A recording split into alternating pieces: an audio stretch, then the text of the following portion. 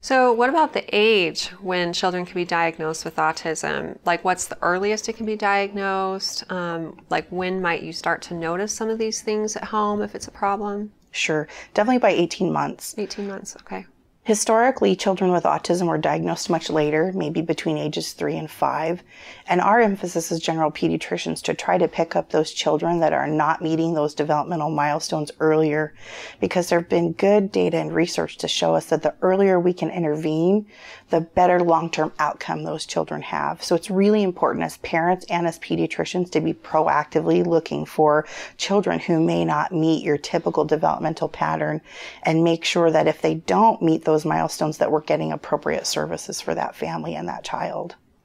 So I like what you said. You said get services for the family as well, because the child, of course, is going to need therapy and resources, but the parents, that can be a really hard thing for them to accept. What sort of resources are available for parents who are coping with a child that's been newly diagnosed with autism? Sometimes, I've talked to a lot of friends in the past who suspect it, but then once they actually hear it, it's kind of traumatizing to them because they've just hoped that that wasn't the case. Right. So is there some like a support group or a resource group for parents so they can understand life goes on and they can have tools?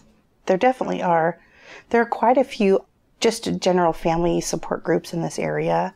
Specific to autism, there are a number kind of throughout the state, and we can, help your pediatrician help you find those resources, or in our office we have a packet of resources that we can provide families with. In general, our practice specifically has a group of families that meets together regularly called Super Kid families, or families of super kids. And they are typically families that have more complex medical needs in a particular child, or maybe multiple children in their family. And so we provide some of those support services through our group that meets with other families. They do a big conference once a year, and they have usually a monthly or every monthly meeting or activity that's both educational and social for families to reach out and connect with other families, to network in our community and find what resources may work for their child or their family. Oh, that's so powerful. There's nothing else like talking with other families going through the same thing, finding out what works for them, maybe just being able to cry on each other's shoulders or celebrate progression and successes that your child is having. Oh, I agree with that. It's a really dramatic effect for families when they can reach out and see that there are other families who are dealing with similar issues, as well as for siblings too. I think it's important to remember them. For example, I met with a family this last week that's, has a wonderful autistic child that's very talented and has some really great strengths, but the siblings are learning how to interact with him at a school level and explain that child's behavior to their peers.